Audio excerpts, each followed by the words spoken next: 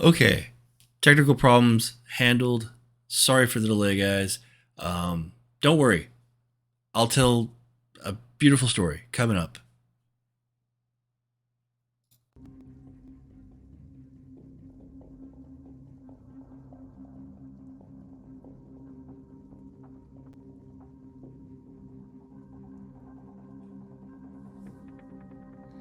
Hello, and welcome to Seattle at Dawn, a Mage the Ascension chronicle.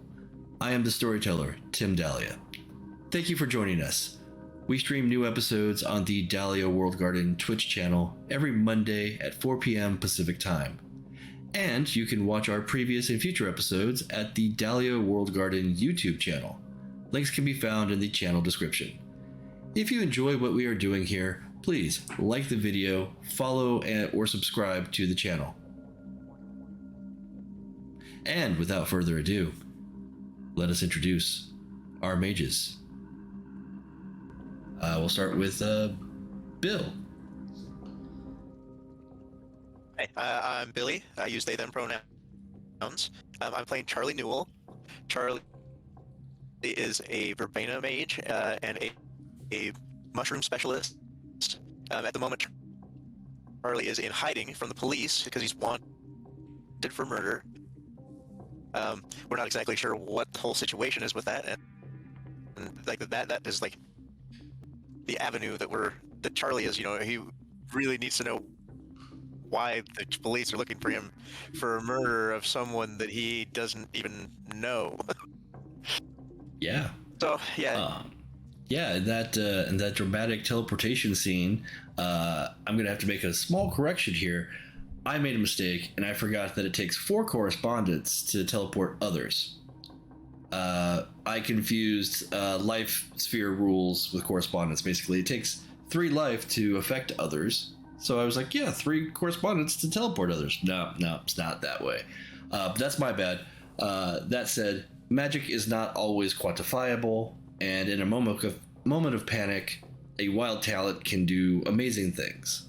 So just keep in mind that was not something that you had necessarily intended, but it worked. Right. And yeah, it's a sign of what you may be capable of in more controlled environments. Cindy. Hey, I'm Cindy. I used she, her.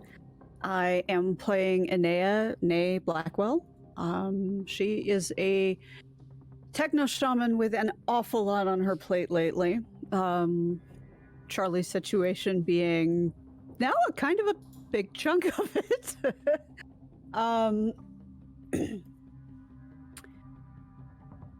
Wow. Yeah, she's got a lot going on. So she's feeling a little overwhelmed right now.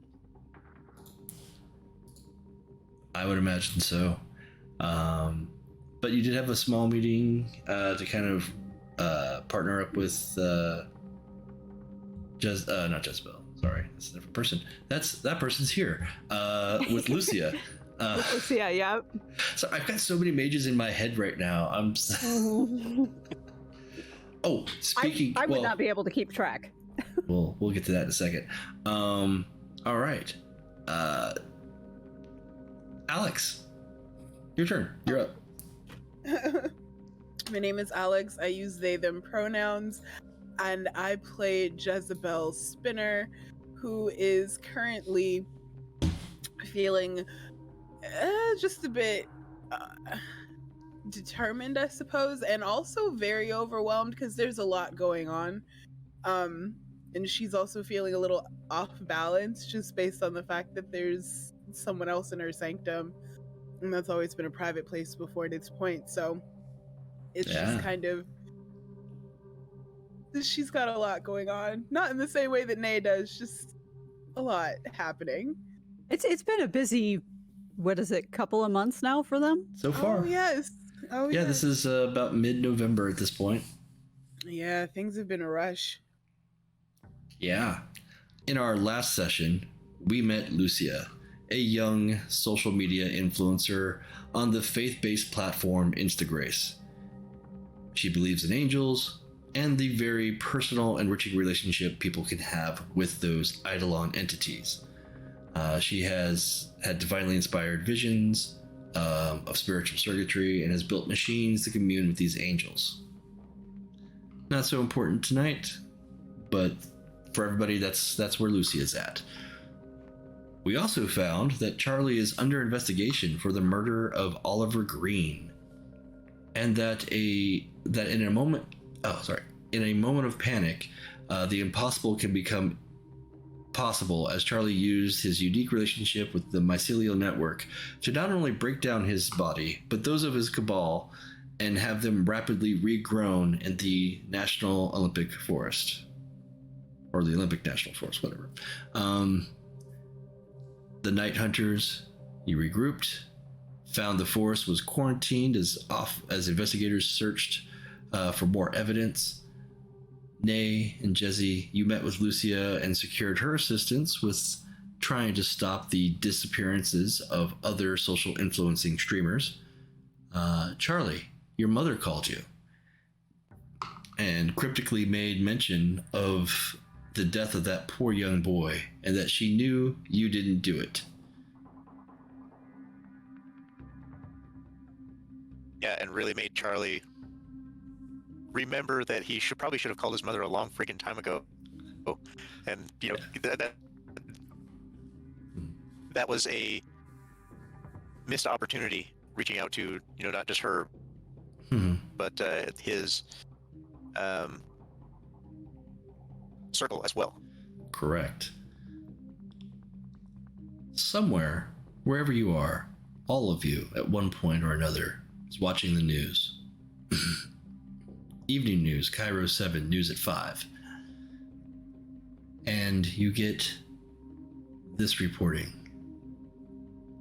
The grim murder of Oliver Green, son of Molly Green of Forks, Washington, has spurred the community into action. Organizers are working with the local police, searching the area for the suspected killer, Charles Newell. The news cuts to a woman in her late 20s or early 30s wearing a pair of sunglasses too big for her face, clearly trying to cover up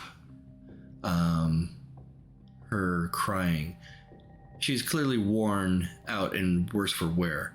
She says, "I can't believe anyone would do this to my boy.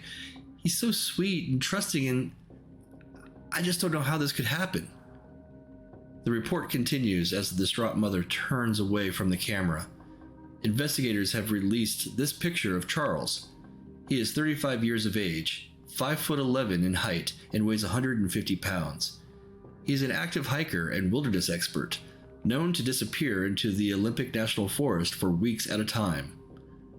The scene cuts to a police officer with the name Sergeant Jackson Wynn on the lower third. "We believe Charles Newell was involved in this heinous crime from the evidence we've gathered at the scene.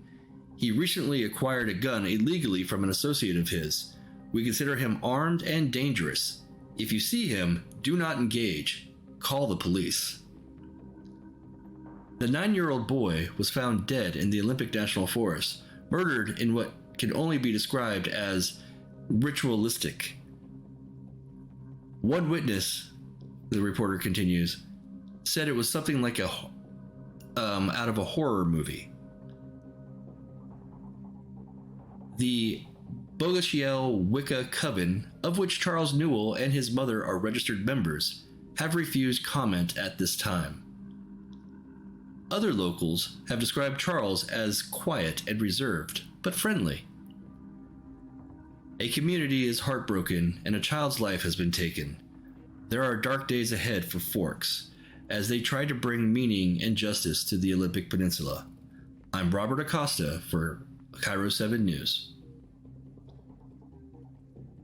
At some point, all of you have seen the reporting. Last we saw the three of you, Charlie was in the woods, or rather at Snake Tongue Point. I got that right. And Jezebel and Nay were in Seattle. However, I'm assuming that things have moved forward. We'll start with We'll start with Inea. What are you seeking to do and go with? And are you sticking with Jezzy? Are you guys still together, or are you separate? Have you guys decide?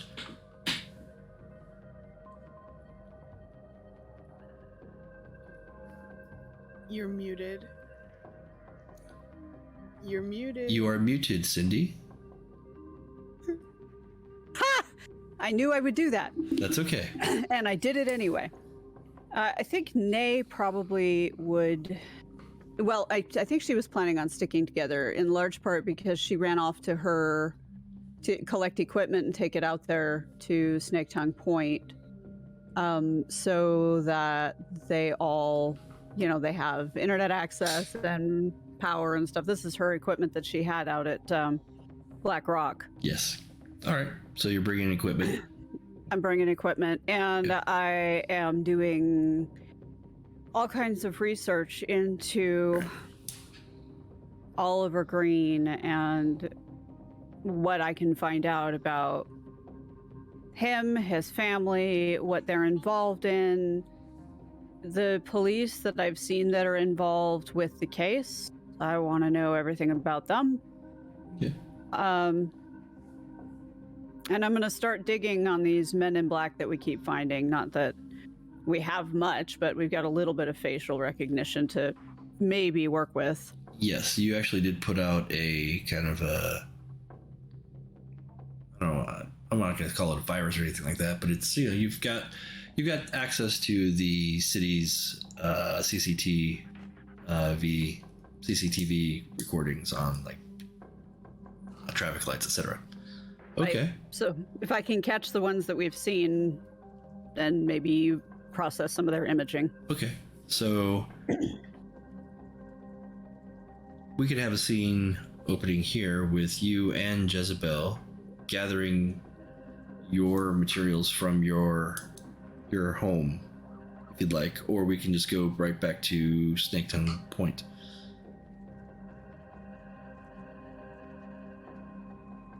I don't actually think there's any need to worry about it at the home. Gotcha. Okay. Just we've collected the equipment. That's just a whole bunch of carrying a bunch of crap out to the various Gotcha. vehicles and getting it packed in. Gotcha. Anything that you wanted to take care of or do in the city or around Inea, Jezzy? Currently, honestly, I'm mostly just worried about getting back to Snaketongue Point. Both to relay any information that we've gotten from Lucia to Charlie, but also to check on my sanctum. Gotcha. It's like you're leaving a stranger in your house. I get you. Okay. It's not that I think Charlie has done anything. It's just, it's precious space, Gotcha. No, it is. It is definitely precious space. All right. So we're going to start here, or have this here with Charlie. Let's take you to the island. Okay. Charlie, you are in a relatively secluded spot. Despite all the area traffic around Seattle, Vashon Island, which is just across the water, it's a fairly urbanized type of space overall. But this place, this commune, and the reserves that they have nearby are seemingly untouched. And this point that kind of juts out into the water, a small peninsula in this forested area, is not very well traveled. Kind of what you dig. Yeah, it's beautiful. So what have you been doing after your mother called? Being that, like, the idea is to hide out here, while my, compatriots try to do some research for me and figure out what's going on, I was going to take this opportunity to meditate and try to recharge and just rebuild my resources. Okay. Let's see, this sanctum itself is not a node, so there's no wellspring to gather quintessence or anything like that. However,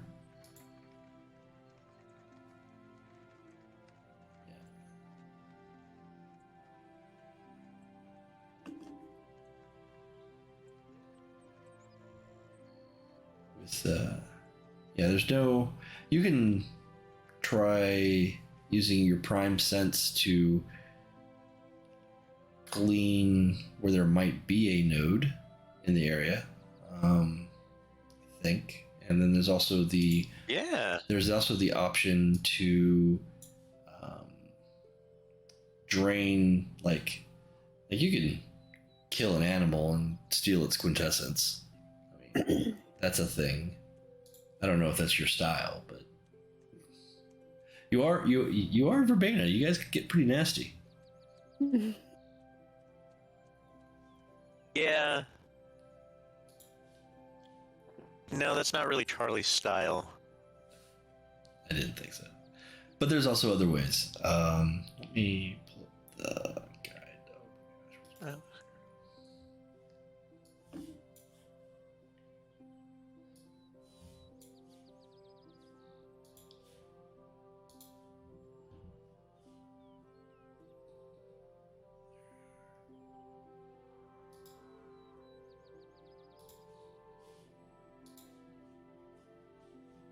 my gosh.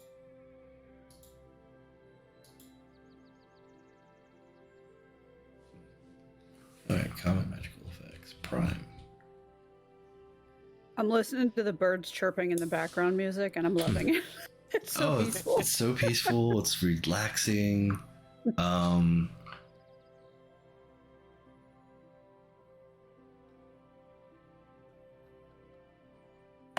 So I'm incorrect. Apparently, you would require Prime 3 to do what I'm describing. So, never mind. Aha. But you can center yourself. You could probably, I would say, regain any spent willpower. Looks like he's got one. So yeah, you can do that sort of thing.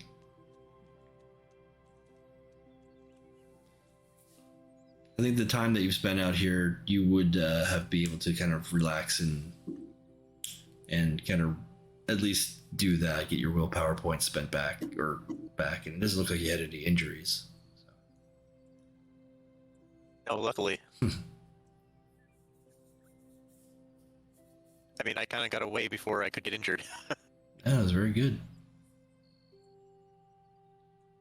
Very good. It was ridiculous is what it was. It was awesome. There is that element, though. You're realizing that that was something new. You've moved. Oh, I'm sorry. Yeah, usually you check into the boxes instead of checking off. But I'm checking off the box. Okay. Yeah, if you get them down to nothing. I'll try it. Here, I got it there. Aha. There's a hidden one right next to it on the left. There you go. Ah. There. Okay. So now you have full willpower, unspent. Excellent. I was trying to spend it all. Yeah, you're like, I just want all my willpower. And as Charlie use all my willpower to gather willpower. as Charlie has a Dragon Ball Z moment. Yes. Oh, God. What am I going to react to somebody else's punch? Just wait for. 4 episodes just of Charlie going. can't avoid that show. And I brought it up. So it's my fault. Anyway, so you are a little freaked out that, I mean, you didn't just... That's putting it mildly, yeah. You didn't just teleport yourself away. You didn't just, go to, like, across the street. You, through your connection with the mycelial network, you tapped into something that is very unusual for you. You were able to become and bring others with you into that existence as the mycelial network, and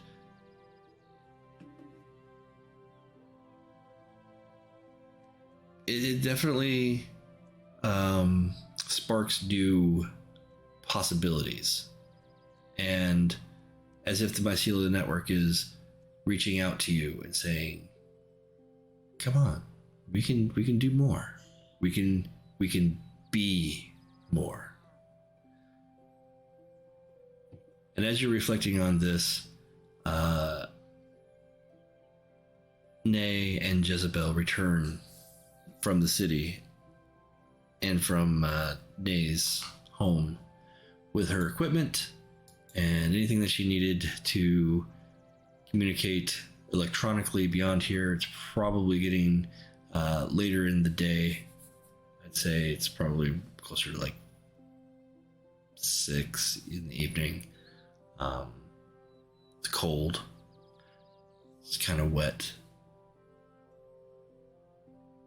But it's time for Jezzy to get back to her place. Oh, yes. So, actually, so I'm very aware of the weather. Is it possible for me to, like, drop my aunt and uncle's truck at the house really quick and get a space heater or something? Of course. Absolutely. Okay, No good. worries there. Because that's what I'd like to do. Because Charlie's not going to be out there down that bad. Like, good gracious. We can get him a blanket or something. Yeah. Of course. No Well, I problem. mean, Nate just packed up a bunch of camping equipment. Oh, thank goodness. But jeez. Poor Yeah, you person. get- Nate was Is at Black camping. Rock for weeks, so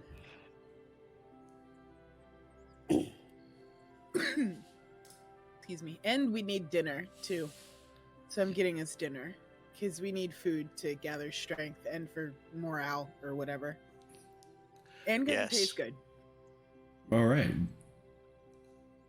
So what are you bringing out to Charlie? I'm bringing out my space heater. And then my aunt made cottage pie, so I'm bringing out cottage pie too. Excellent. Big heaping piles of cottage pie. That's my favorite.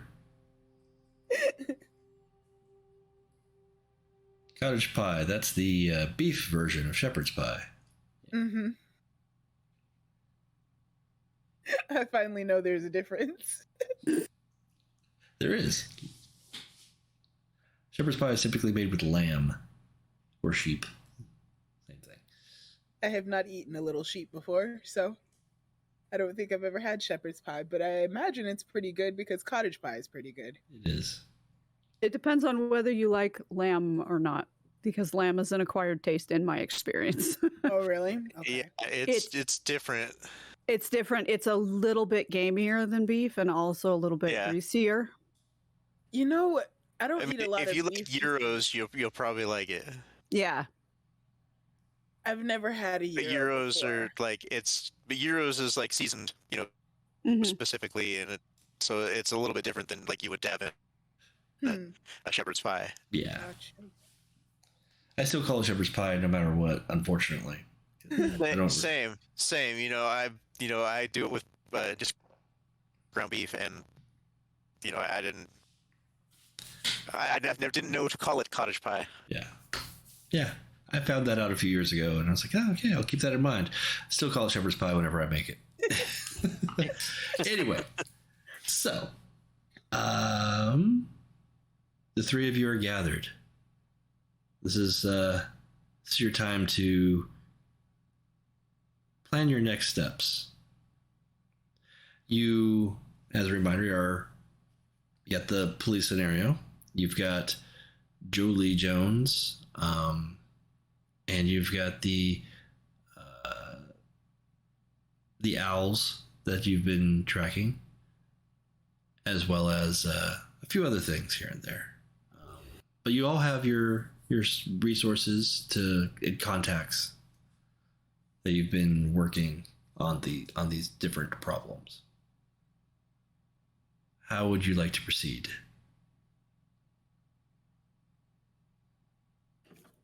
I think once Inea gets her stuff all set up and ready to go, she's just going to dive straight into, because Charlie's situation is kind of the most emergent since they hit a dead end with Jolie Jones. Right. They got to wait for more information on that one. And the doc, who Inea doesn't know everything about yet, is going to get back with her on that, but got to give her time to do some work. Okay.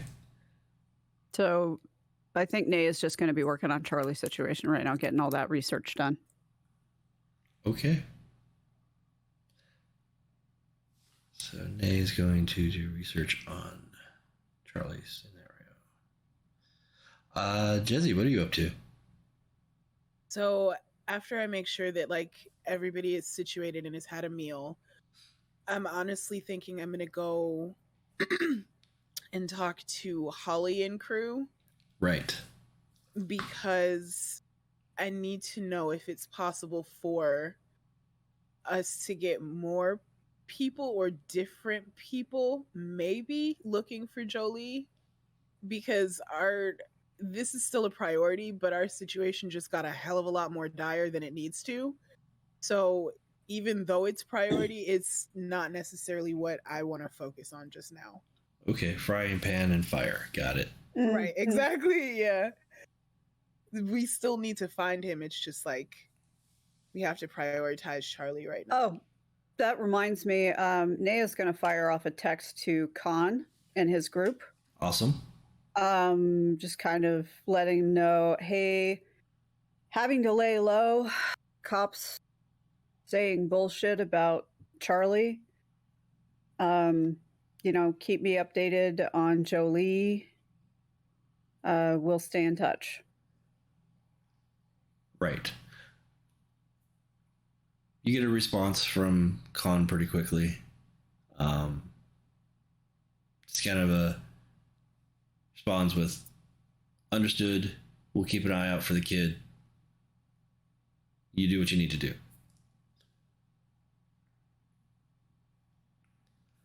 Charlie, what were you up to? I think that it would be a good idea to...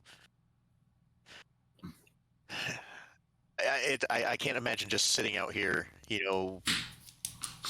waiting to figure out what we're going to do with this. So I think we need to figure out a way at least to disguise myself and probably get some false identification in case I need to present identification. Okay. I have to be able to travel in the world, and I'm going to have to be somebody else in order to do that for the moment. Sounds reasonable. How are you going to do this? Now, do I have enough circles in life to be able to disguise myself? Is 3 enough to do that? With 3 in life, looking at body magic, you can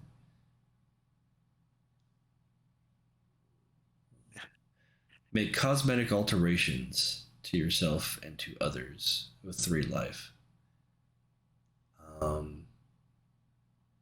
You could grow new limbs if you wanted. Oh, jeez. You can't fully shapeshift, but can I just grow a prehensile tail? Yeah. always wanted one. You could. That's a bit more of a fantastic feat, so that might require more successes, but it's not outside of the realm of possibility. Let me also. How about just making myself like a little bit taller, or a little bit shorter, or a little shorter and fatter?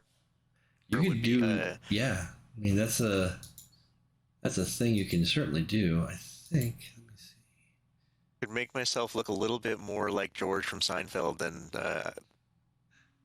than Adrian Brody, and so that way I'd blend in a little more.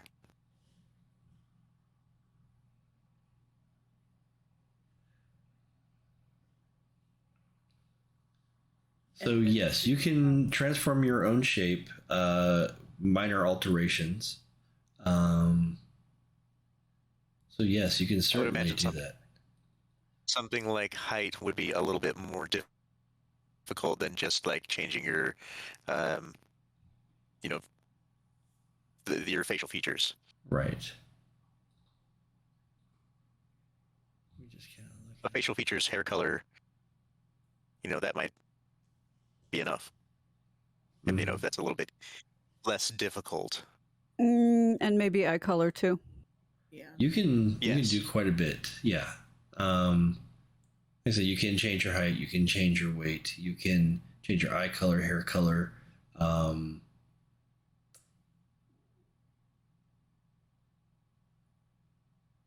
Yeah, that's all very reasonable. I mean, you can even change like your physical attributes at this point, where you can like give yourself more strength. You've already seen that you can do that. So, but like actual changes to your face and all that, yeah, you can definitely make those changes.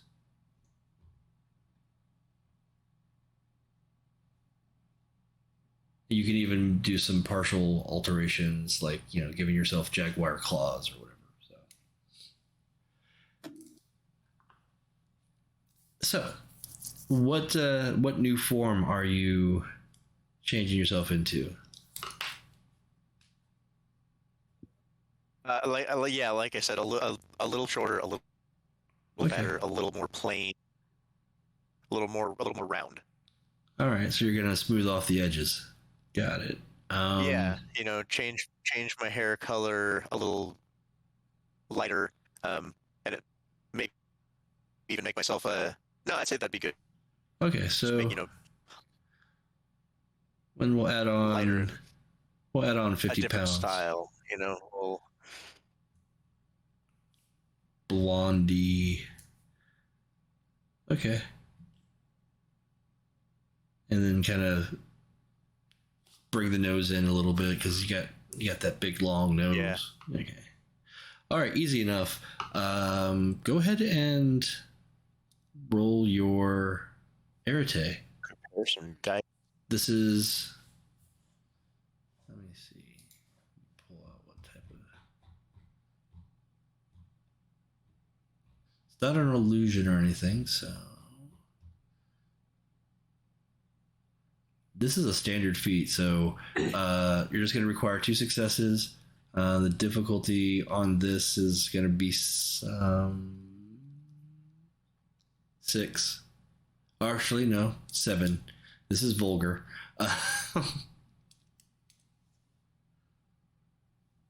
Okay. So what instruments do you pull together, and how does this look when you make this change? And of course, I'm going to brew up a potion. Polyjuice. Yeah, pretty much. Okay. All right, brewing up a potion. So that's an instrument that you're using there. It's not a unique or anything like that, but it's an instrument. So, and are you doing this ritualistically to build up successes so that it has a duration? What's the duration that you're looking for? I'm gonna need this to at least last, a day, so I would be able to, have the time to recast it, and find myself a private place and recast it. Okay. So at least a day. Just a day. Okay. let's say that you spent an earlier portion of the day seeking out different herbs and mushrooms from this local area to brew your potion, and that you've been kind of collecting these things for most of this day, and that you are, after dinner, building this potion and putting your will to this action. This is going to be a ritual where you're trying to build up successes to have this not only alter yourself, but alter you for a significant period of time.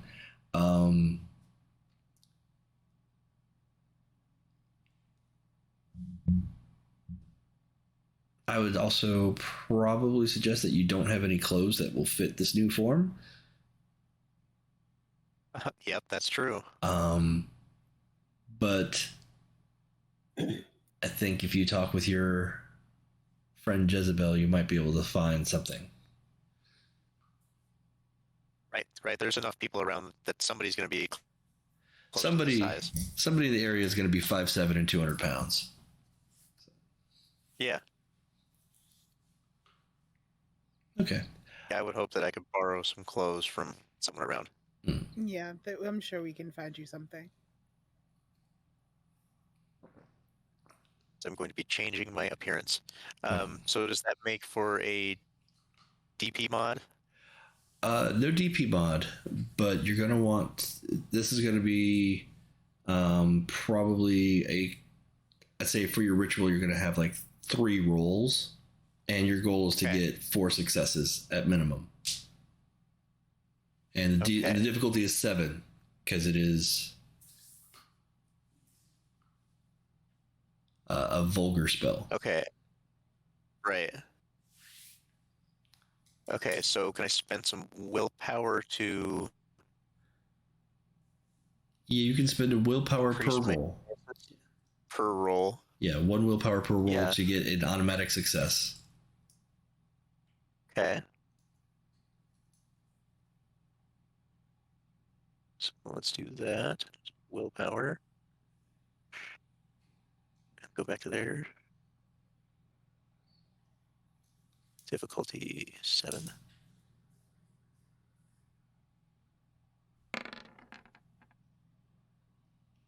No.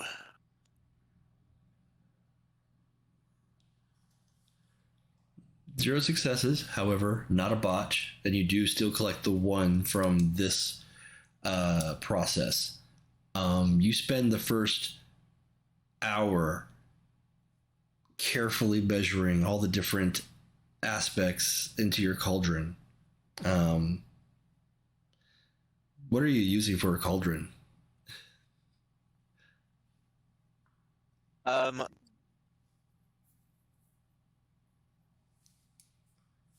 See, well, I would have not like a canteen, basically, not a canteen, Okay. because there's the canteen slides into. It's a metal cup. Metal cup. Yeah, you got a small fire for the bubbling, brewing. Okay, gotcha. All right.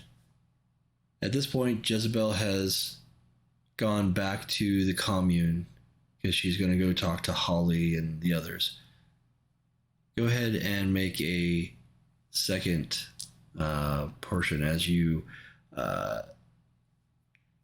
test a couple things to see that it's not quite right. It's still a bit off.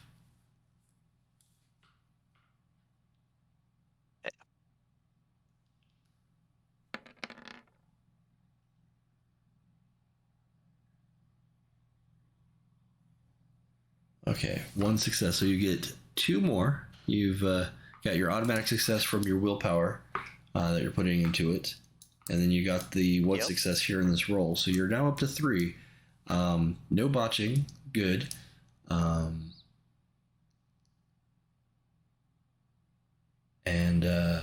Yeah, you've got your the cup. You've got the different mushrooms you've thrown in there and a couple different herbs you picked up, and it's beginning to smell really kind of acidic. And you can tell that there are chemical reactions happening in this cup that are pointing towards the effect that you want. You can feel the magic coming together. The third hour, as you tend to your brew, are there any new elements that you're wanting to add into?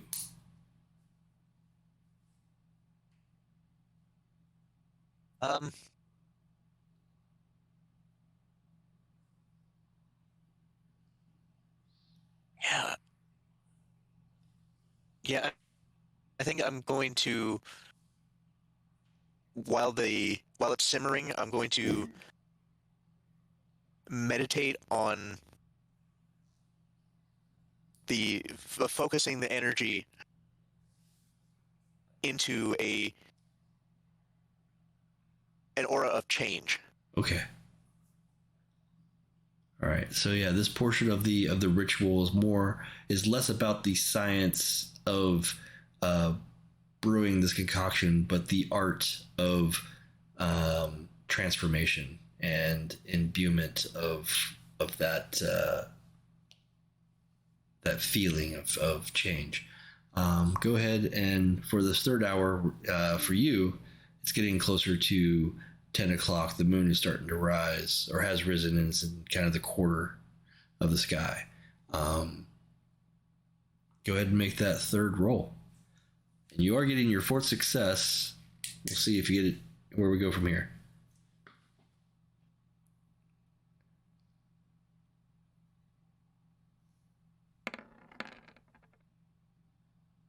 Oh.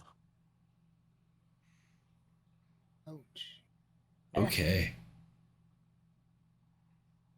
So, I rolled that one left-handed. looks like it. So the one success you do get is negated. So you're back down to 3. As you're focusing on this ritual, it's been 3 hours of hard sweating work, and just careful attention to every little aspect of it, and now the potion is too sweet, by far, and it's you know that it's just not going to last very long. You can spend an additional willpower to keep the ritual going, beyond what it's normally meant to. Yeah, I'm gonna have to do that. At the sacrifice of being able to spend it at for an additional success. So you can make one last attempt, one final hour, to try and get the one success that you do need out of the 3 dice. And the difficulty is still 7, but you have other options. You can, it's still 7. You've got, it's not fast, yeah.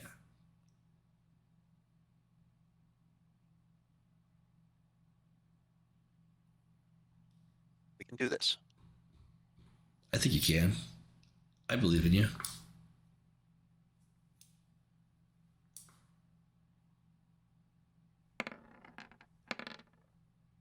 Nice.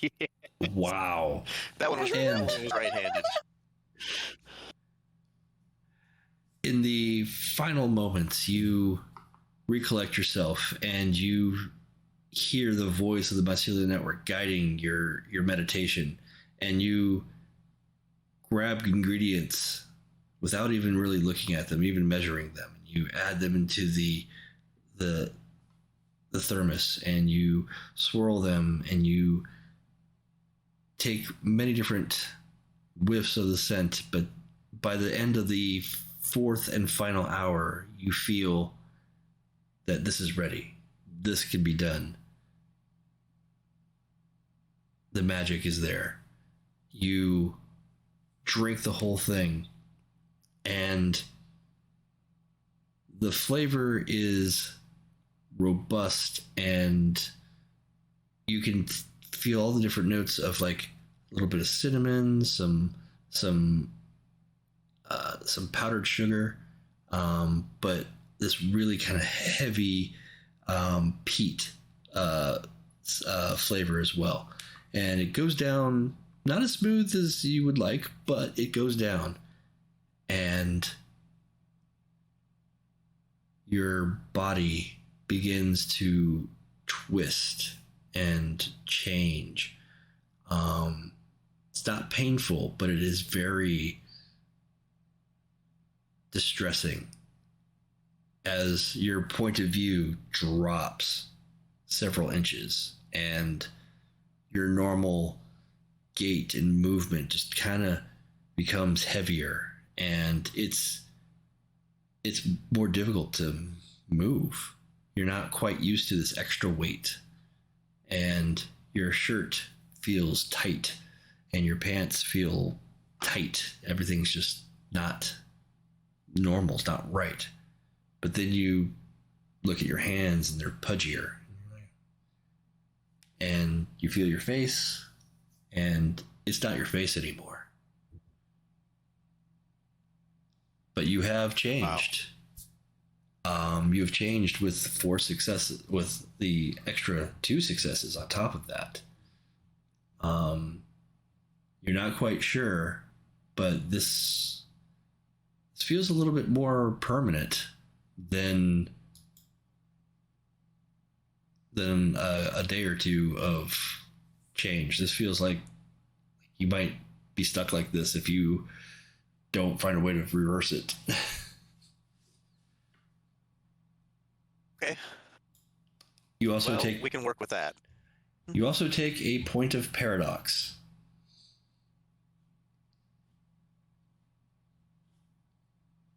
That was a successful vulgar spell.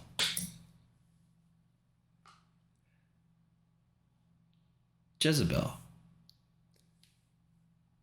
After you've fed Charlie and Nay, you've felt the need to go back to the commune to speak with your various consors, assistants, if you will, mages in training, and they're assisting you. Holly is leading up the online investigations. Oh, good. Okay. Hey, Holly, I have a quick question for you, darling. Oh, yeah, sure. Yeah, what's up? I was just watching this latest video. It's fascinating. Oh, this yeah? Lucia character, she's a little off her rocker, isn't she? All the best people are.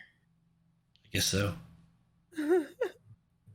So I have a favor to ask, and I know I've been asking a lot of you guys lately. So I guess feel free to say no, please do. I need your help again. We are looking for a particular person, and we were looking for him today, but shit got hectic, and that's all I can say. So now we have to prioritize something else, but this is still a problem. Is this still about the Jolie guy, right? Yep, that's him. Yeah, I was looking at his website, and he hasn't logged on for a while. There was that weird video of him kind of running and being scared down the alley. But then, people do weird things online. But yeah, if he's missing. Oh, yes, he's missing. And we have a general idea of where he tends to be. Okay. Or at the very least where he's been seen last. So I need boots on the ground. If you guys have the ability to maybe see if you can find him, or at the very least see if you can find someone who has seen him, and then relay that information to me as quickly as possible, I'd really appreciate it. Yeah, based on where you were the other day and what we were looking into, he's in the volunteer park area, something like that. Yeah. Yeah, we can totally go down there and keep an eye out for him, see what we can find. Okay, perfect. And please try to be a little discreet, because we're not the only ones looking for him, and we don't want to scare him off if we find him. So Okay. lay low, and anything that you can find, tell me immediately. I am the queen of discretion. I appreciate you. You're a lifesaver, Holly. Thank you. You're welcome. Anything for you. Oh. So I think since I am here, I guess I can go and talk to Aunt Mabel, since, it would be a little rude to leave her domain without, saying hello. Okay. Yeah, absolutely. So, heading to Mabel's house. She's out on her porch. Oh, nice. Hey, Aunt Mabel. Hey there, girl. How you doing? Honestly, and then I kind of just, I don't know, I kind of just like freak out, like, because there's a lot that's happened in the past 24 hours. I got turned into a mushroom guts thing. What? Whatever that mycelial, whatever that was, it was fantastic and terrifying, and oh my god, that happened. And now She looks at you. She's like, "You on drugs?" Honestly, if it was that simple, we would not be having this conversation. The problem is that I'm not on damn drugs. That would explain all of this. Yeah, I once. I'm far too sober. Like, I once thought I was I didn't think I was a mushroom, but there was a time when I thought that I was like a part of the couch. That was a moment. Was it like that, or like? No. I mean, I literally got transmitted through the crust of the earth like data in a computer through the mushroom network, because one of my friends happens to be maybe the coolest person ever. We teleported, like, pop. That was it. We were gone. We were off like a rocket. That sounds great. Great. Hello? I don't have a thing. I don't have any experience beyond. Well, okay, I have some experience. Okay, granted, but I've never done that. That sounds wild. Sounds wild. That's a good descriptor. That's a very good descriptor. It's been wild. Speaking of wild, I wanted to let you know that I did reach out to Joseph for your friend Inea. Good. If you guys are looking for any more information or assistance from him, he's open. He's a bit far away. He's east in the of Seattle. He's got a grove out there called Cascade Grove. It is, I think it's near Leavenworth. So it's a bit further out, but it's west of Seattle. I mean, honestly, at this point, far might be good. So I will let Nay know. That's very good information to have. Yeah. And as a matter of fact, fuck it, I'm going to just text Nay now. Like, hey, we have information about Joseph. We have the opportunity to meet. He's close to Leavenworth. And I just ship it off to the group chat. Okay. So, anything else wild going on? She seems to be eating up she's living vicariously through you a little bit. So I might be harboring a fugitive. Oh, that's nothing new. Nothing new? Hello? Spent half my life as a fugitive. Aunt Mabel, I do not do these things, okay? I stay in the library like a good llama. That's what I do. I stay in the library. But not anymore. I guess not, huh? No. But that's a good thing. That's growth. Even if it is weird. I'm a mushroom growth. Mushroom growth. Oh god. We did kind of pop out of the ground like that. Like mushrooms. It was kind of cool, but it was also really scary because what the fuck even is that? God. Never in my life have I wanted to feel like a pixel. Welcome. Well, yeah. Hey, a Wiccan's life. You never know what's going to be around the corner, right? You know what, Aunt Mabel? The adventures just keep on rolling, so I'm sure I'll have something even wilder to tell you soon.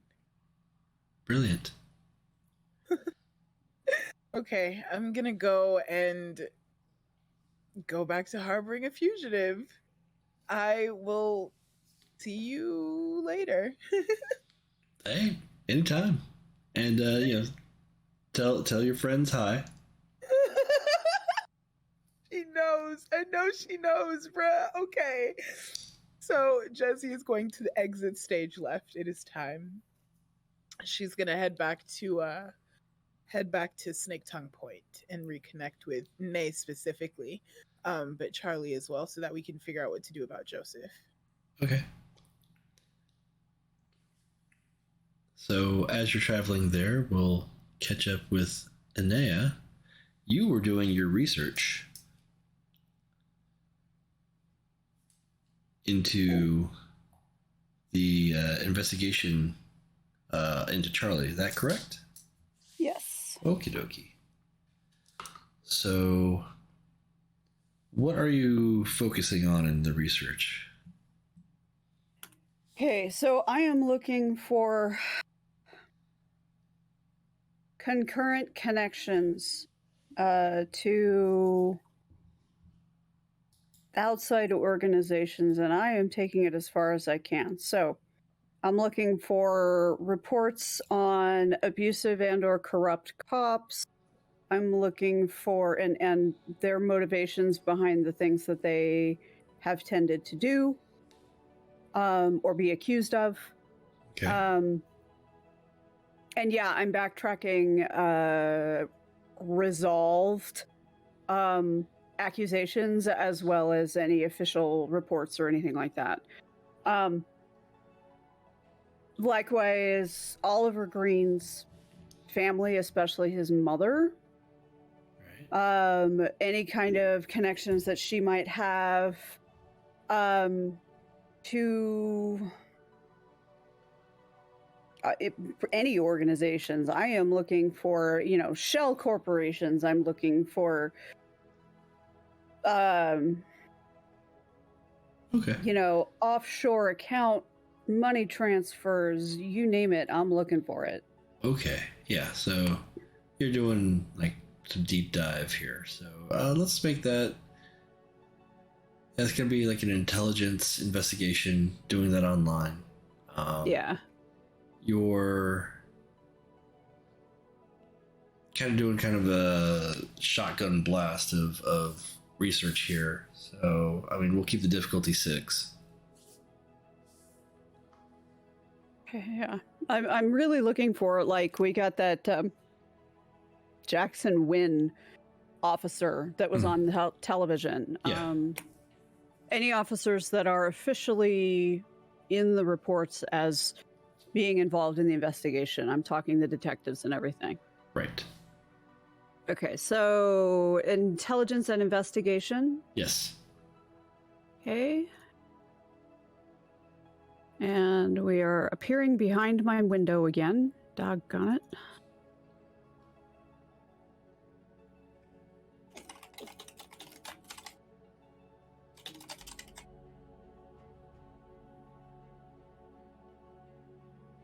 And you said difficulty stays at 6. Yes.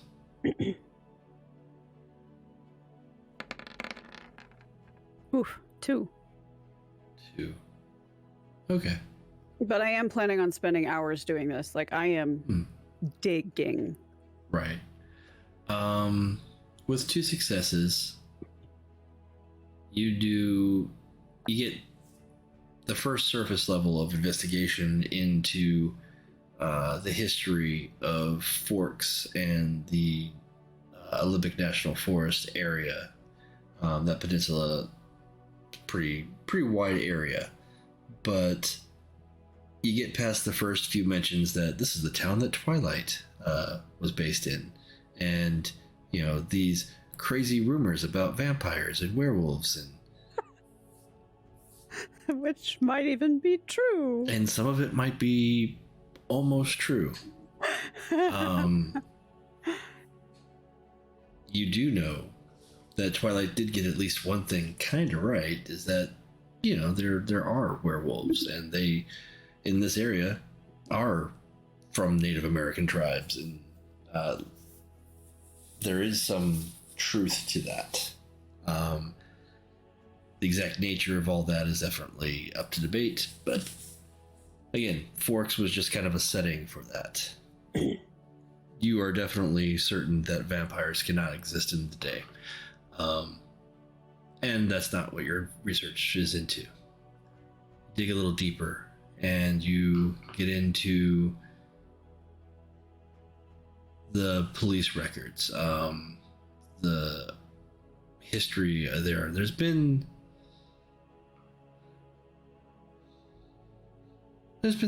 crime. There's things where people go missing or somebody gets hurt, and there's been murders or whatever, but there's nothing that's matching up with this. There's no history of children ritualistically dragged out into the woods and murdered for nefarious reasons. This is kind of coming out of the blue. You find that Jackson Wynn, Sergeant, pretty clean record. There's a kind of a small town mentality that you find quaint and actually kind of refreshing. Nothing seems to, it's not the same heightened levels of police corruption that you've dealt with before. It seems kind of Andy Griffith in this area. With some notable exceptions that, one, Forks was used as the background for a famous movie and book series, and there is a small but thriving Wiccan community there.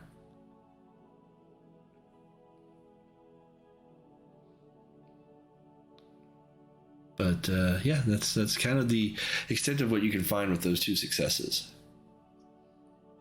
Okay, well, Inea will keep digging until she either can't dig anymore or finds what she thinks is probably there somewhere. Okay.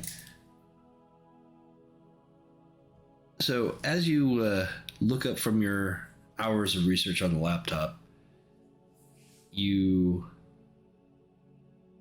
see Charlie drink from his canteen. And in the matter of a minute, you see him become a completely different person.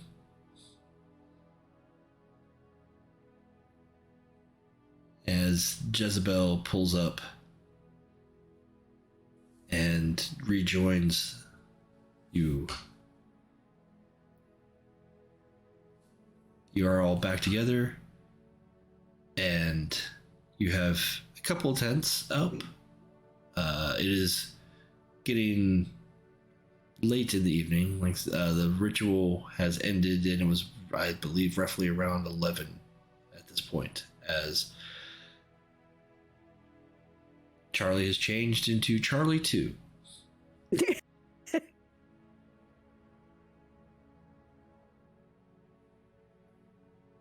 Sorry, we missed that, Bill. What was that? Gotta come up with a new name. I need an alias. Yep. It's going to have to go on all the new paperwork. Oh, yeah.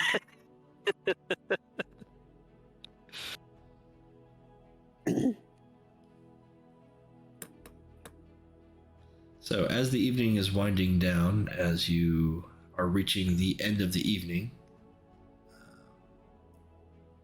I just said the same thing twice. How do you want to? How are you doing this before the next day? Okay, well, Nay will probably be up until about 2, researching before she finally passes out. Although, having looked up and watched Charlie do his polyjuice potion morph, just as Jezzy was pulling up, she'd probably go out to make sure that Jezzy doesn't panic about who the hell is this person standing here in way too tight clothing.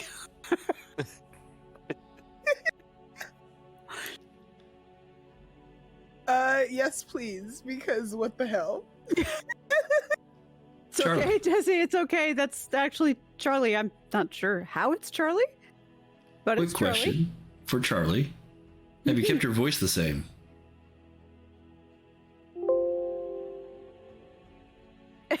No, it would have to be a little bit deeper. It's going to end up being a little bit deeper just from being a little bit fatter. Maybe. I mean, Do you think my voice would change dramatically if I lost 50 pounds? It would be whether you Not changed your dramatically. vocal cords. But it would change a little bit. I think it would be a good idea. Yeah. Okay. So yeah, you're a completely different person at this point. Yeah, and honestly, if you're going to get a false identification, it's better to just leave the name open and see what name comes out of it, and then I'm whatever that name is. I was thinking that Brad might be a good resource for that, but it's not. It definitely shouldn't be me that reaches out to him to let him, to make this contact, because anything reaching out from my devices is going to be a problem. Yes. It's going to be watched. Yeah, we're gonna have to get you a burner phone. Yes. Yeah. And in the interim, we know Brad's girlfriend. It's my best friend, so I'm sure we'll be able to find him. Mm-hmm. With no problem. Yeah, and that'd be an avenue that he'd be more likely to be willing to trust. Yeah, true. Okay. I think it would probably behoove me to send a text message other out to than Sunny what I real quick. know, I have no way of identifying myself to him as myself. Yeah, maybe should I? Actually, we should probably just not tell anybody who he is. Just say we've got a friend that is in a tight spot and desperately needs paperwork. And Okay, leave it at good. that.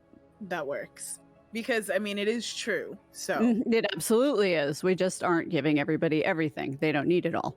Right, exactly. And it's better for them if they don't have it all. I agree. Okay, so I tell Sunny to send that to Brad. Okay. You send a text to Sunny, and she's open to the idea. She's like, okay, I'll call him up. They're she asks for you to send a picture of this person so that they can make the ID. Oh, We could take a picture of him up against the wall of the tent, on the inside of the tent. okay. Yeah, that Photoshop can fix a And lot then of that way things. Yeah, and it's a neutral background so that Photoshop has no extra crap to work with or to fight with. It's easy enough. Send the photo out. She takes it and she's like, okay. I mean, I'll see if Brad can find someone to do this. I'm sure he can. nice. It's good that your boyfriend's so sketchy. And in this particular case. In this one singular use, this is incredible. It's amazing. who knew that having a drug manufacturer on the streets would be useful. See, Nay would have been trying to go through con to find somebody to do this with, and that would have been a whole other can of worms. You know, I feel like if you have your toes in one black market, that you probably have at least access or know someone who has access to another. Mhm. Yeah, Mhm. it's all about networking. Sadly. So, you know, Brad may not know somebody, but he may know somebody who knows somebody who can hook him up. Yes. Yeah. I know a guy who knows a guy. So, you resolve for the evening. Nay, you stay up for a bit while longer. You don't find much more in terms of like the Forks investigation beyond what you found on the news earlier. They're not releasing pictures or any real details because that would be gratuitous. You do Yep. you do find that things are relatively clean in that. I mean, they have gotten some organizers. They're searching through the forest area. Some people are staying up through the night looking for more evidence and or Charlie, because again, he's known to disappear into the woods for some, weeks at a time. So Well, now he's really disappeared. yes, Like there is no more Charlie. he's gone from Abbott to Costello. Oh my goodness. Gracious. Who's on first? Okay. Please, stop you to go. I don't know. Third base. I was waiting for somebody to do it. Okay. I couldn't leave you hanging. That's fine. That's fine.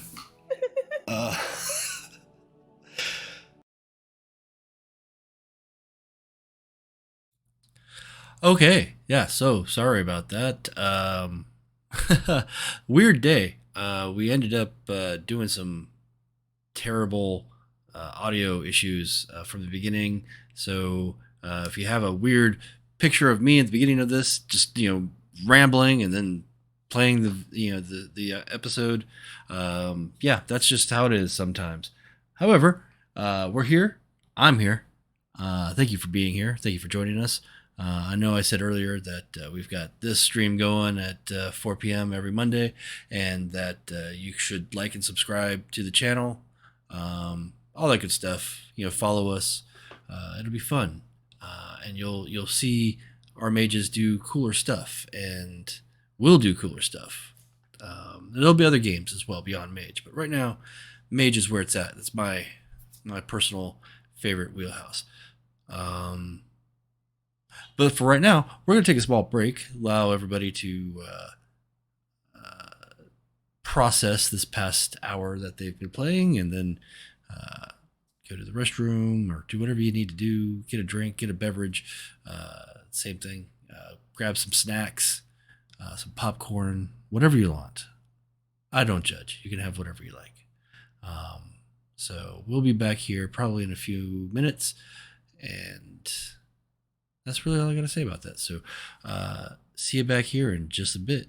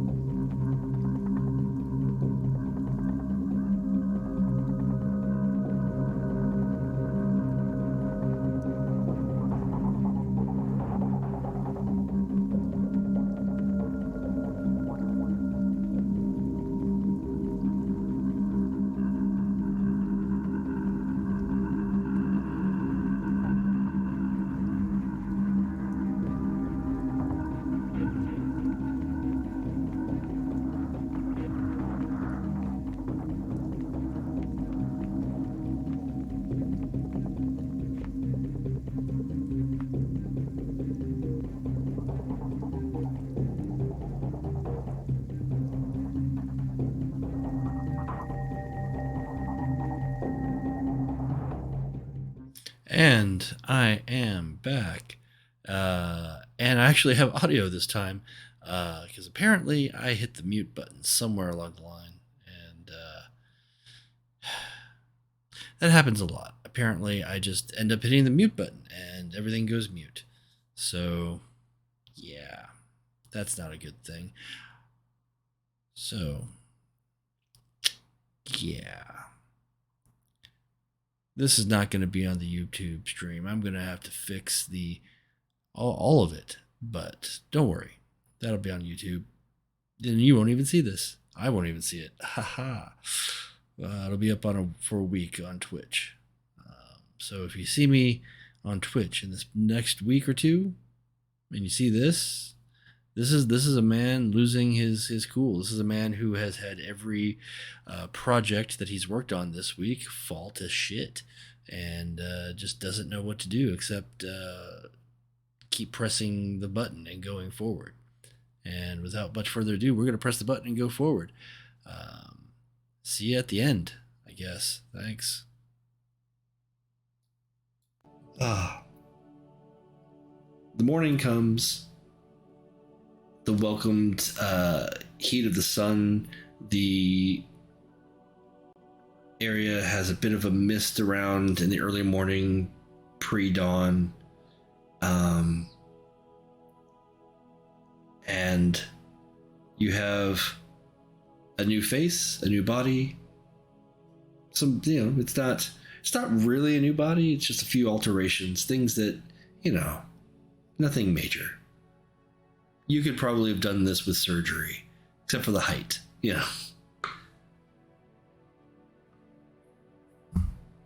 And it feels weird. It feels weird, but you have the renewed sense that you could move about and not be spotted as Charlie. Though the clothes are quite uncomfortable now. Oh yeah, I need to go get him some of my uncle's clothes. The three of you pack up your gear. You guys can head out to wherever you'd like. Oh yeah, you don't necessarily have to stay here anymore. That is true.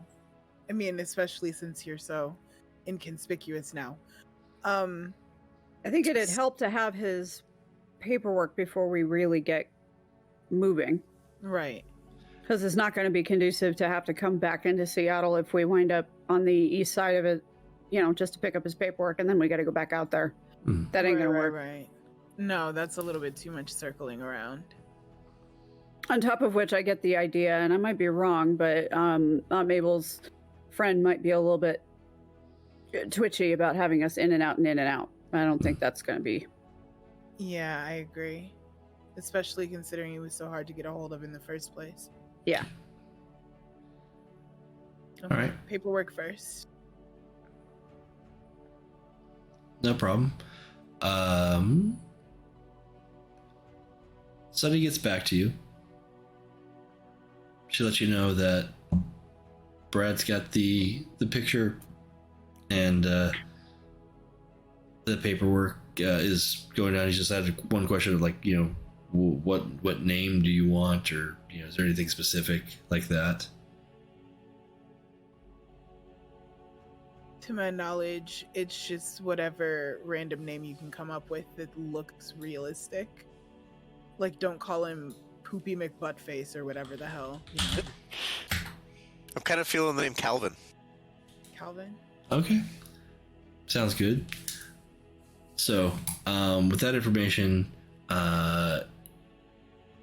the ID comes back.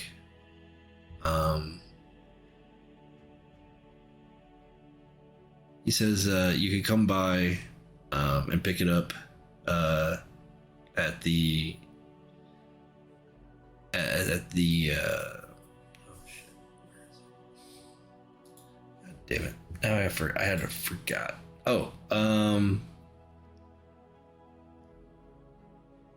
yeah, Garfield High School in Seattle.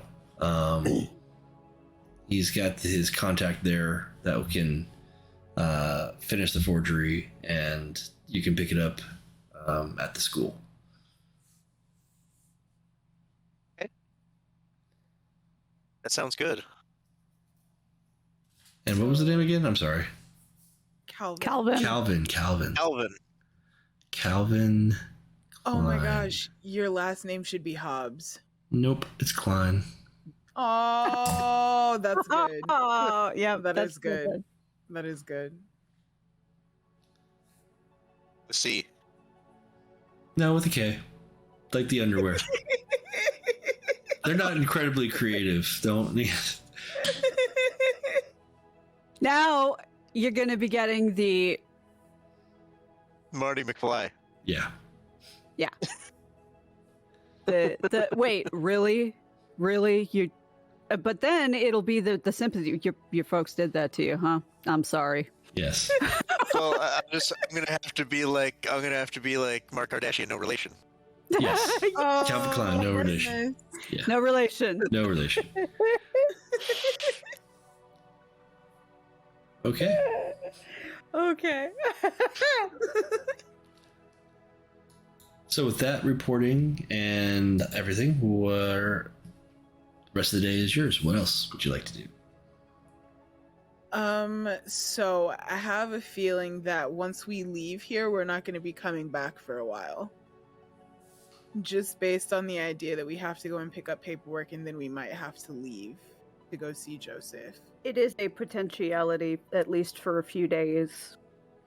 We might be out by Leavenworth, wherever this Cascade Grove is. Yeah. So I think, well, the first thing on my agenda is getting poor Charlie some better clothes. Calvin some better clothes. Calvin needs clothes. Calvin needs clothes. And I think You my mean uncle should be Calvin fine. Klein needs clothes? Well, he's got the underwear covered. He's always showing it. It's fine. It's all there. He always got his booty out. It's okay. Or at least the waistband, right? Yeah. All right, that's gonna require another drink. we Finish may that. be descending here. Finishing that off. All right, easy enough. Your aunt and uncle have tons of clothes. The commune's just got lots and lots of clothes, so it's easy enough to find some pants and some shirts that will work. Even some socks and underwear. Nice. Your feet didn't change size, so you're fine with that. You don't need any new shoes. Oh, good. Because that would have been a mess. Mm-hmm. And then I think next on the list is probably to head to Garfield High School Okay. so that we can meet with this contact and get Calvin here legitimate. While we're getting Calvin dressed, Jez, you should probably pack a bag. Oh, yes. Mhm. Oh, as a matter of fact, I want to say, like, maybe I can retcon it. I packed a bag when I was going Yeah. to get clothes for Calvin. Yeah. No worries. Because, Easy It enough. would all be in the same house. It would make sense. Easy Yeah, enough. and that'd be actually Nay keeps a go bag in her car, and then when they were at her house picking up her shit, her Black Rock equipment, Yeah. she will have, added whatever else she thought she might need.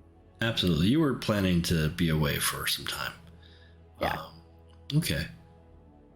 Yeah, so you pack it. You have a.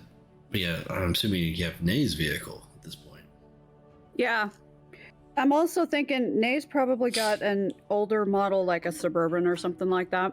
Yeah, that sounds about right.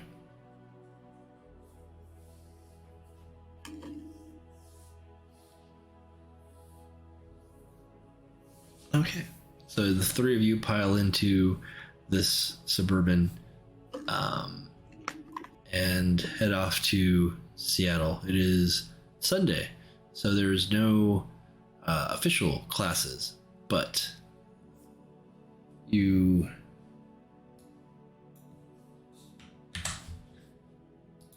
pull up to high school.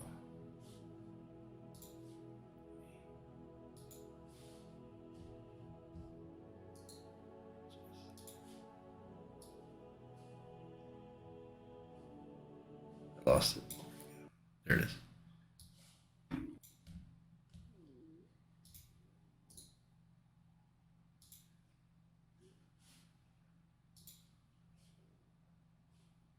And We're gonna need to get a picture for Brief, Calvin. it looks like a boarding school. Yeah. does it? It looks like a high school to me. Looks like a Is boarding that- school you'd see in like a movie or something. I'm sure this has been used in movies before. I wouldn't be too surprised, actually, the way it's looking. Yeah. But this is the major public high school of Seattle. And as you are pulling up and getting out of your vehicle, going up these stairs, you texted Brad earlier, and he comes out to the doors in business casual attire with a smile on his face, and he looks presentable. He looks professional.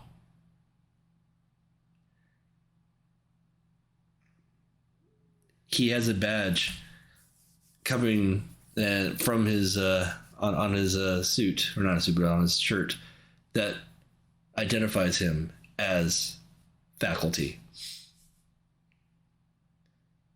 Nope. Hey guys. This is not a thing Nay wants to know. So Sketchy.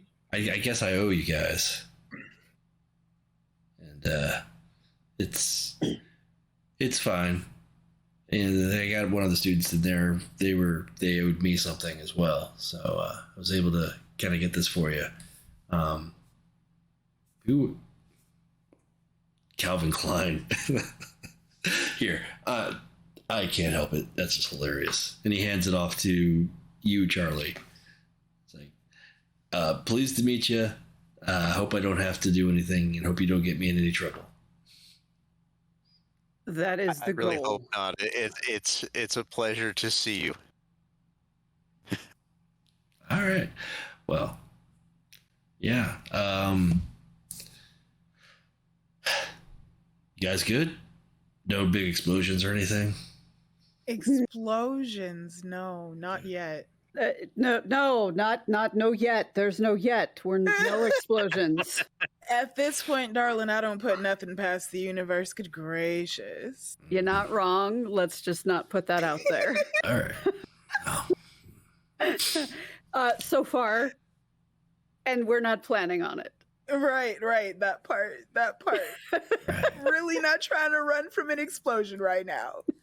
I am tired. So, all right. Well, as long as you're keeping me out of it, I think we're good. Oh my goodness. The plan is that this is the extent of your involvement, and we appreciate it. Cool. Great. Tell Sunny I say hi. Good to see you too, Jezzy. You too, Brad. You Yeah. too. And thanks. Around here, it's Mr. Fitzgerald. Oh God, I'm not calling you Mister. No, don't. I'm just not doing that. That would be weird. Would definitely be. Yeah. Okay, we should probably get out of your hair. Fair enough. See you Oh, later. Jezzy. Tell Suzanne we said hi. Absolutely. Jezzy. Yes. Sunny told me that you were looking for the hookup as well. The hookup. I mean, sure. Okay. I don't have anything here at the moment, but you got my number. I can get something delivered out to you. I appreciate that. I might be using that number sooner rather than later. Okay. Look forward to it. Nice. Thanks, yo. You too. Thank you. Take care of yourself. this was way more pleasant than before. I gotta agree. And he turns around and walks back to the. Yeah, last time was really rough. And now it's Mr. Fitzgerald. I gotta go. No. Said Mr. with zero irony, child. No. All right. Oh yeah, you probably didn't know that about him, huh? No. That makes him even more sketchy. Good God. His level of sketch just keeps climbing. Right. It's like the limit does not exist. Oh my goodness. There are many faces to Brad. Oh yes. Oh yes. Naya's like, please do not get him involved in some things that I have to investigate because holy frick. He's had a long life and many interesting opportunities. Opportunities. This is what we're calling it now. Okay. Yes. You know what? There's a way to make anything newsworthy and positive, you know? Yeah, absolutely. He's had a few opportunities to be this sketchy. It's great. Dude, we are not running a spin class. Let's go. Okay, so from here, where would you like to go? Okay, so I guess we're gonna head. Well, first of all, we're gonna stock up on road trip supplies. Easy enough. So snacks and drinks and that sort of thing, and then You get yourself a 7-Eleven. yeah, Mhm. Or and your then we can favorite. Go ahead. honestly. Oh. 7-Eleven's the only one I know by name. Everything else is just a convenience store. I have no idea. Well, 7-Eleven and a dispensary. I need tools. Oh, okay. So we can do Yes. that too. Yes. Okay. Easy enough. You travel a bit up Highway 99. You find a dispensary every other block, 20 every 25 feet. along with barista stands. It's kind of ridiculous. So you get dispensary, cafe, dispensary, barista stand, dispensary, Bikini barista, yeah, sandwich shop. Yeah, okay. all of it, yeah. Massage parlor, etc. Yeah, it's Highway 99 is colorful. Is it legitimately like that? Yes, yes it is. To go there just for reasons one day. It's long. It's a long. I just enjoy traveling down Highway 99 just in general because you'll always see something. Nice. Okay, so I think we've probably made the stops we need to make. Easy enough. What? I'm not worried about your snacks, but I am concerned about, like I said, you're going to a dispensary. What type of ingestibles are you getting? I am getting pre-rolls. Pre-rolls. And maybe edibles too, just to give people food. Oh yeah, and a dab pin. Pen. Yep. Dab and kit. another dab pin. Another- Another cart. A cart for your Another for your cart, vape yeah. pen. Yep. Gotta have that so I can nonchalantly be a distraction. All right, so you've got a collection of marijuana memorabilia.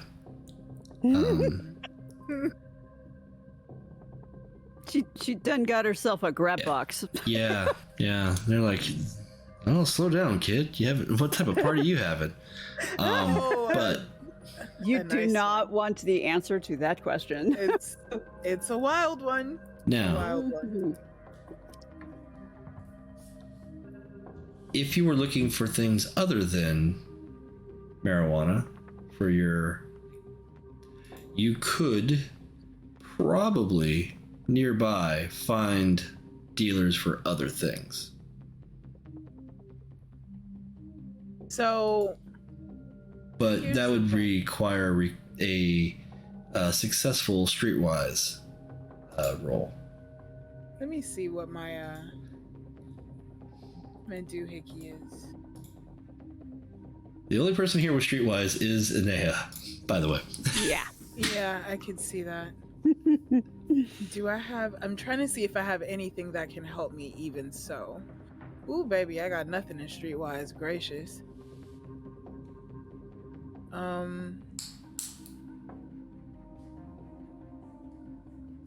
have a decent amount of charisma and intelligence, but I don't know.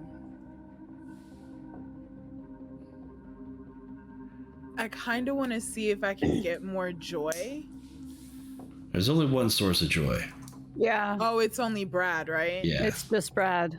Well, that's the only thing that I'm interested in, so I guess I'm gonna have to shoot a text to Brad and let him know that once we get to our destination, he's got some mail to send out.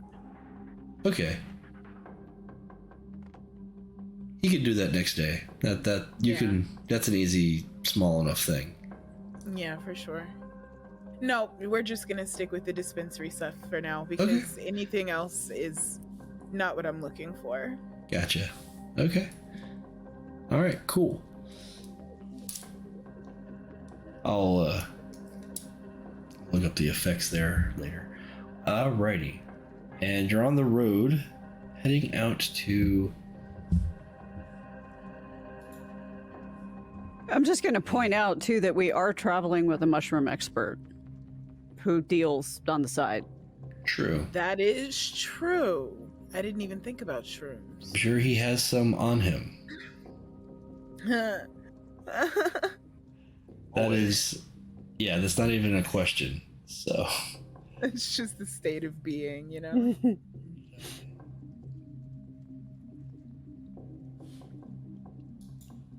we go. It's like, where's my map? Gotta bring my map up. There we go. So, you travel east on what starts off as Highway 90. And that takes you... Well, actually, you have choices. You can take Highway 90, or you can take the more back roads, Interstate 2. So I don't even think it's interstate. It's just... Yeah, it's Highway 2, and it's Highway a gorgeous 2. drive. Yeah, Highway 2 is a pretty gorgeous drive. Takes a little longer. There's a couple of raging waterfalls along there that you can stop and see. It's quite the drive. Ooh. Leavenworth's It's actually beautiful probably place. worth it for us to take the longer route, too, because we need to stay out of obvious sight while we're doing this anyway, for Yeah, a little sure. while. Okay. Yeah, So- it's like an extra hour drive, but whatever. Yeah. So you make your way up north on Highway 99, and you get onto Highway 2, and you travel east. It takes several hours, going past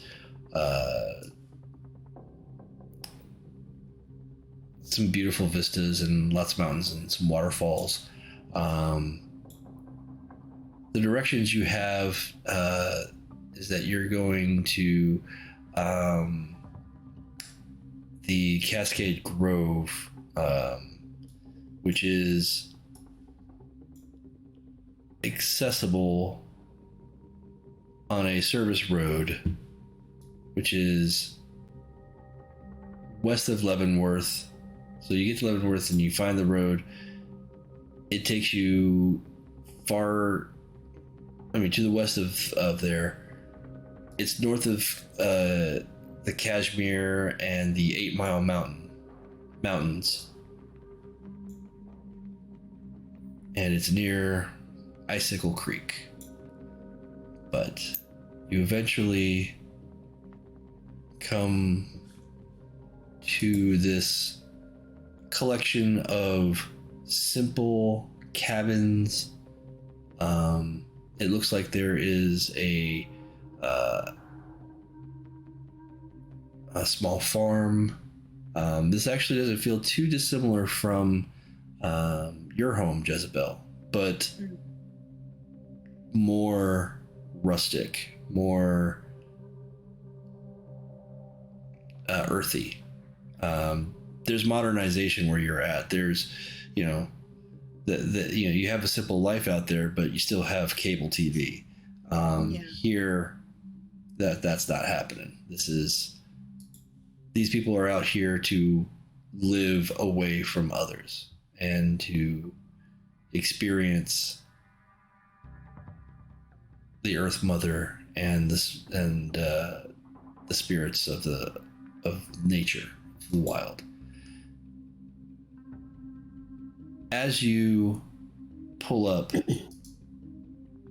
there is a single figure who walks down the driveway to greet you.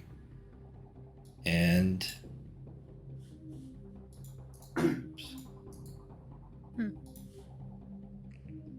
he is hidden behind dice.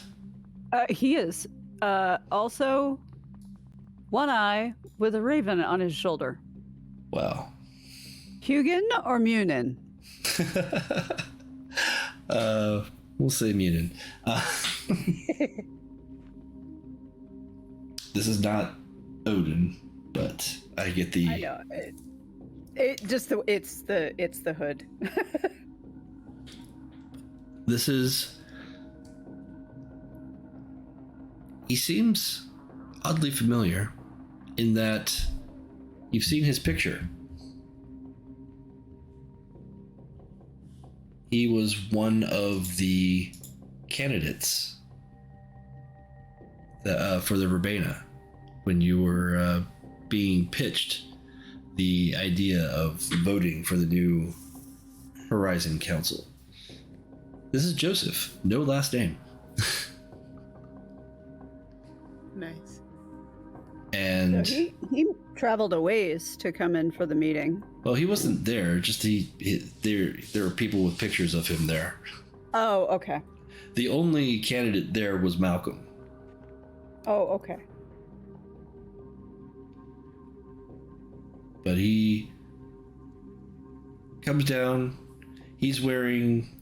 This is the winter, so he's wearing his kind of heavier, or this is the late fall, I should say. Wearing his heavier outfits. He's got his cloak on. He pulls it back. His hair is long and it's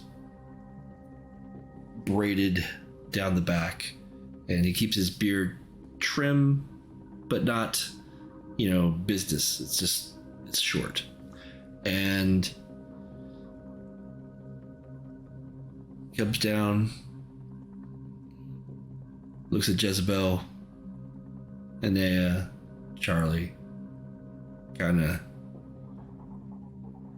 furrows his brow a bit at Charlie, but then returns a smile. He's like, "Greetings.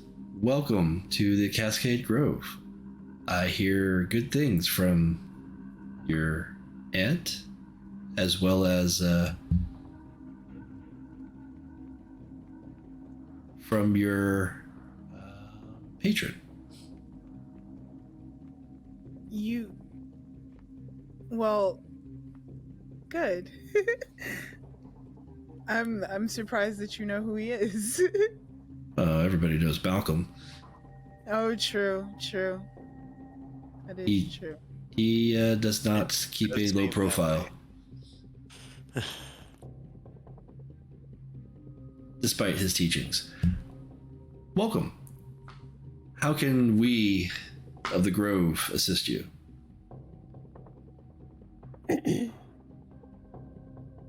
Okay. Whew. This might be a long story, or it might not. Would it be better told at a table? Maybe with some dinner. Something better than... He looks at your car and he's like, something better than flaming hot Cheetos. I There think it is really nothing better would. than flaming hot Cheetos. Hello. But you had me at dinner, so let's do this. I have to agree with you. So yes. Okay. He takes you into his cabin. It's not grandiose or anything like that. It's actually very simple. He's got a table that will sit at most 6 people. Small kitchen. Seemingly keeping things very private. He doesn't like parade you around or anything like that. He just brings you right into his cabin. He seems to recognize the requirements of laying low.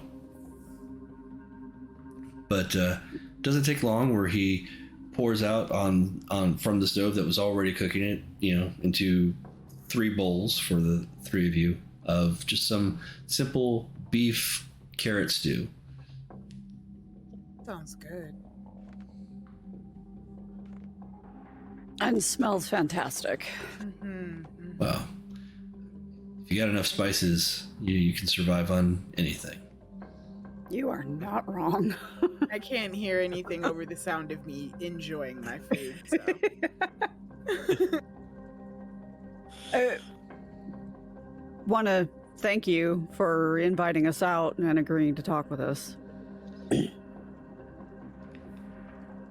Well, I owe Mabel perhaps more than a few boons. And to be honest, while I don't get involved in the Seattle politics, I do keep an ear to the ground. And I hear that you are doing well.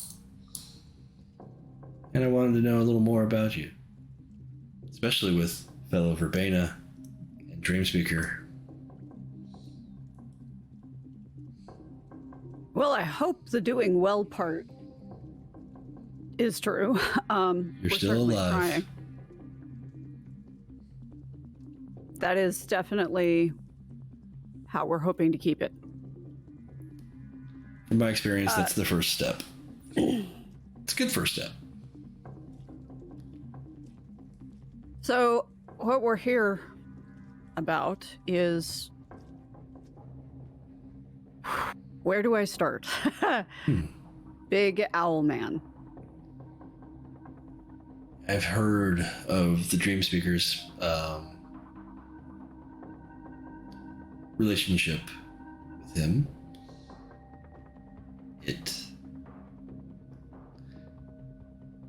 What sort of troubles are you having with the owls? Not us specifically, except that they've moved into my territory and are actively harming my people. They are riding people's fear, hatred, anger, and they're causing problems. We've had several homeless camps attacked by them. Some people hurt really badly. The 3 of us caught one group about a month ago, I guess. And I was able to drive one of the Yowl shards off of the person it was riding. But I don't know enough, or I need to know more of them specifically.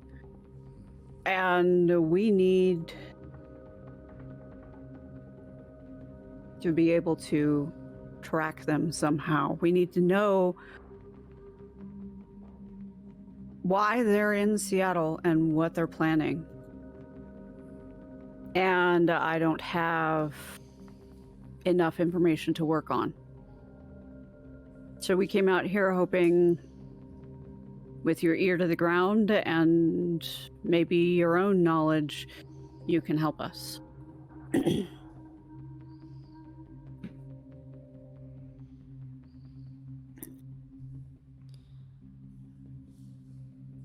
We think the owls are connected to several other problems going on in the city. The connections are a little shaky, though, so it's difficult to be certain. I noticed a pattern where positive vloggers would go missing, and then there would be an attack on one of the homeless camps. Right. We're still trying to track down any of those vloggers, but they all disappear and go dark. And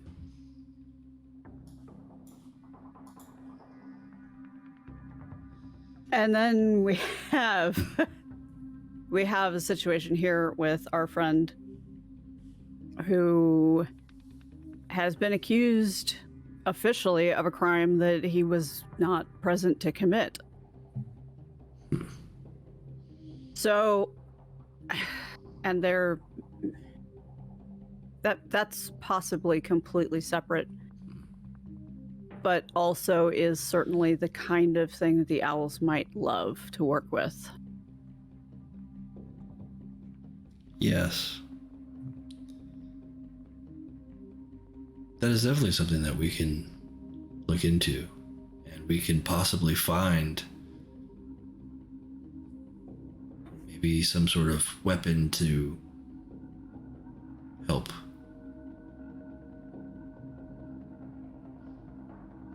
That's what we're hoping for, some way forward, because right now I'm afraid we're a bit stymied. I have some resources here. I can reach out to my partner, Daniel. His dream speakers may be able to possibly concoct a fetish of some sort. If not, I can reach out to my daughter. I can reach out to Malcolm. I think I'll reach out to my daughter and see if her people have a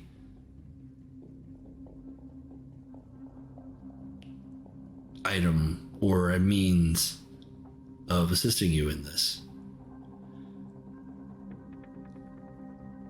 And of course, you are welcome to use this grove to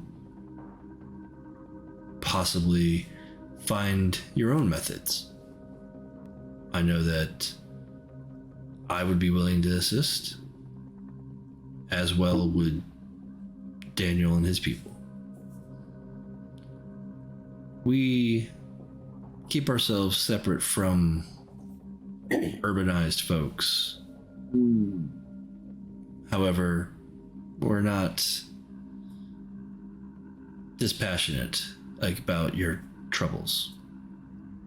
We would definitely think that any type of spiritual attack is never a beneficial thing for anyone. Honestly, my biggest concern is that they intend to continue spreading.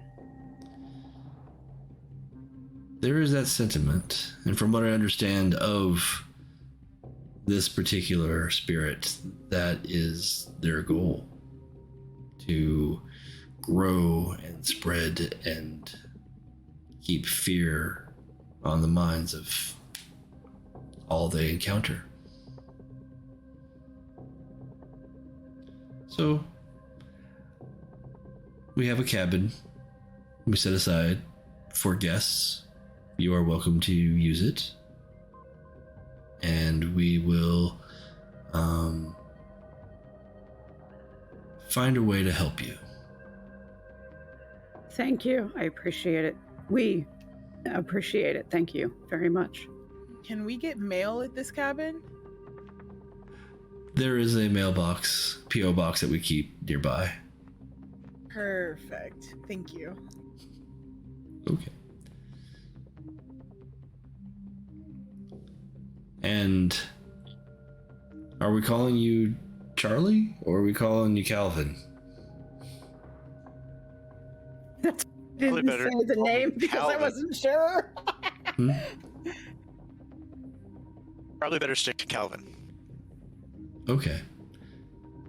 Transformation is a part of both the Verbena and the Dreamspeaker way. So, I understand.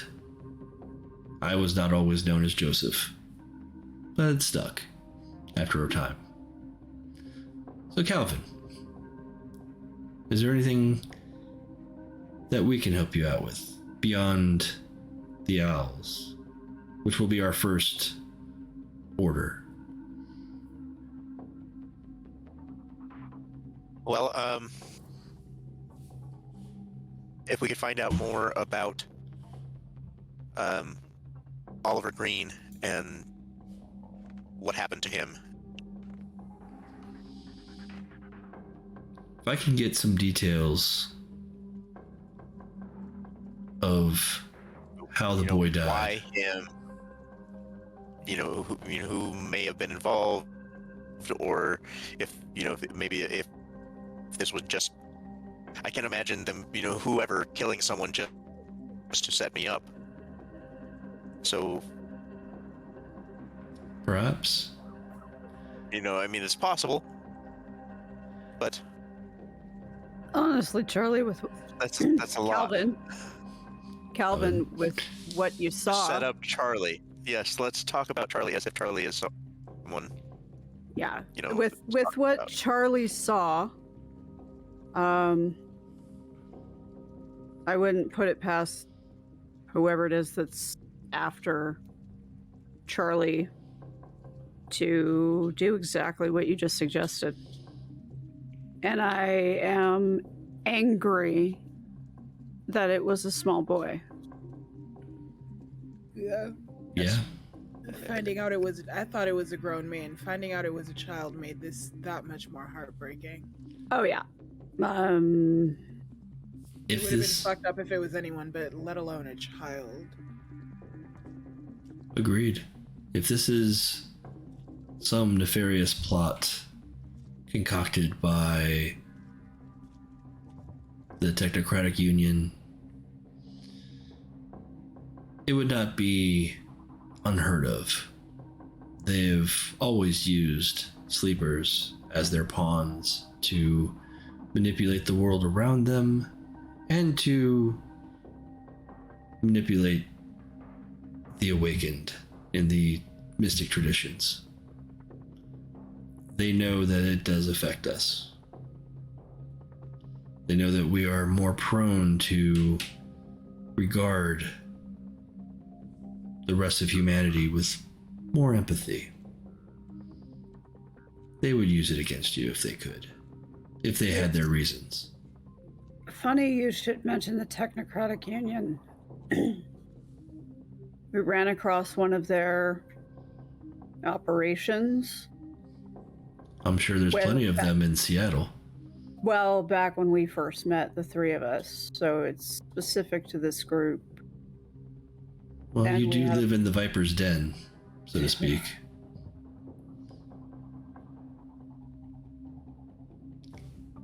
I'm just wondering because it was directly connected to one of Charlie's friends.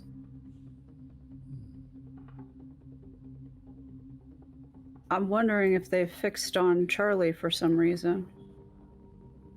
That was after what Charlie witnessed out there, though. If it's all connected, then that's why. Maybe.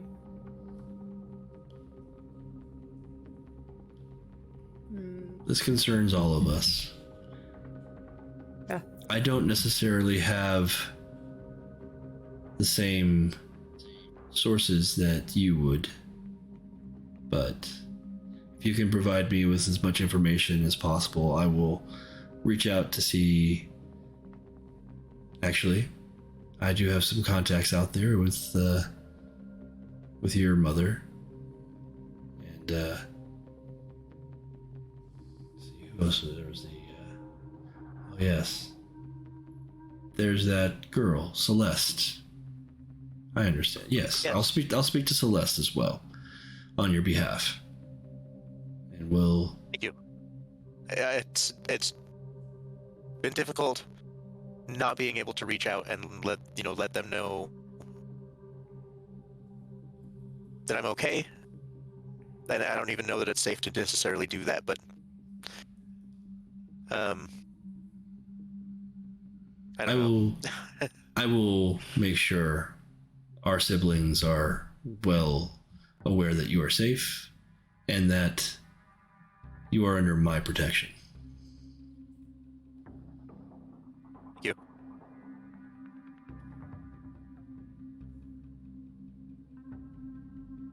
For now. Inea's going to get a little formal after he says that. She sits up a little bit further. Thank you, Elder. Your protection is much appreciated. He seems a little taken aback, but not fully unexpecting that. He's like, we must all work together in seeking Ascension. Not just for ourselves, but for all.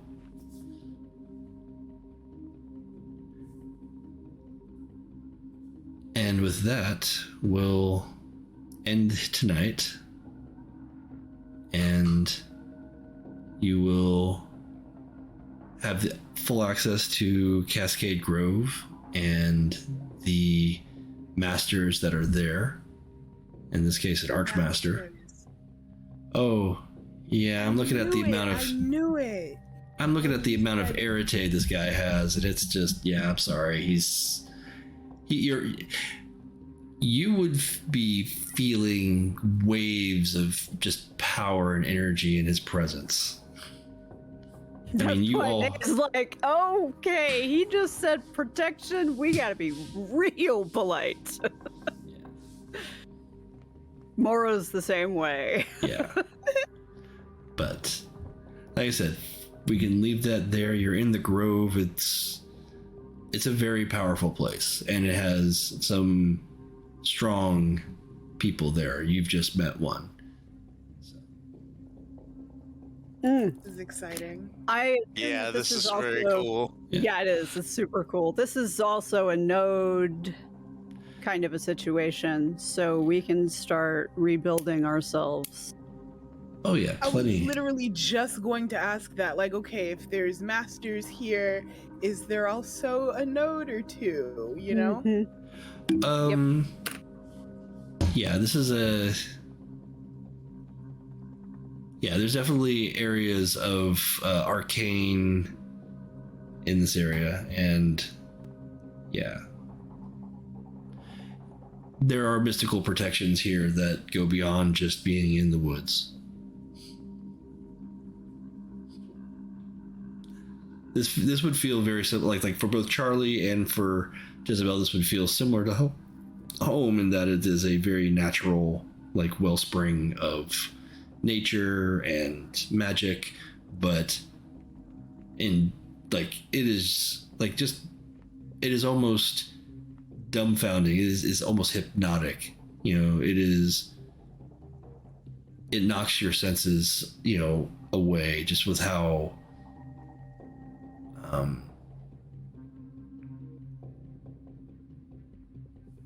real everything feels. Real, and yeah, I mean that's like things are like more solid here for your type of belief structures, all three of you, than anything. It's like being in the city numbs you, and out here you feel everything.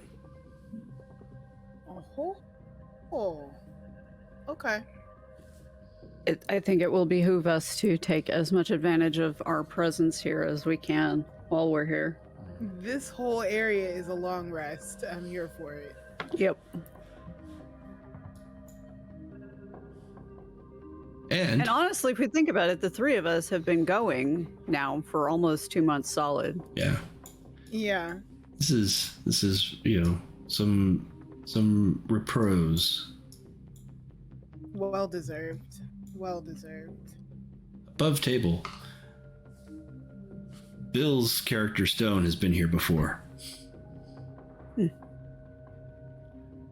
This was the moment when you guys entered the spirit wilds with Alice and a car and a son of ether driving it through crazy shit. Yes. There was some crazy shit that got you back to Seattle, but yeah.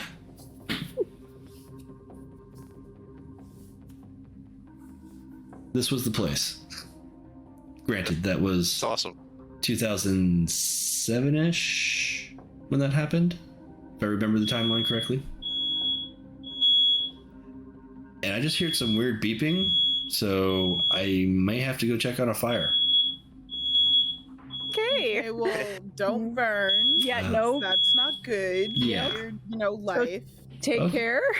Yeah, you guys have a great night. We will see you next week if my house is not on fire. All right, bye. Spoiler alert. My house did not catch fire, and we are alive. Still alive. So, thank you for joining us for another excellent episode of Seattle at Dawn. This one was really fun. More setup than anything, but got to introduce Joseph to the larger audience, got to revisit Brad and his wild inspiration. Obviously, a callback to Walter White from Breaking Bad, which was the intent of the player who created Brad. Hopefully we get to see him again in the near future. Also, just a solid, like, some polymorphing and just decent magic thoughts. Everybody thinking about their paradigms and getting things looking pretty sweet.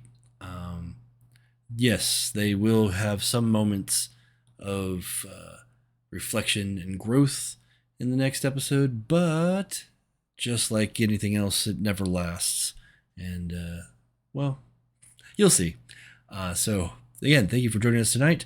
Give a thumbs up, like, follow, subscribe, whatever you'd like to do on whatever platform you're watching this on. It would be greatly appreciated. I have no doubt that if you are watching this, you have good taste, and we love you for it. Until next time, you have a good night, or a good day, or whatever part of the 24-hour cycle you're in. Bye.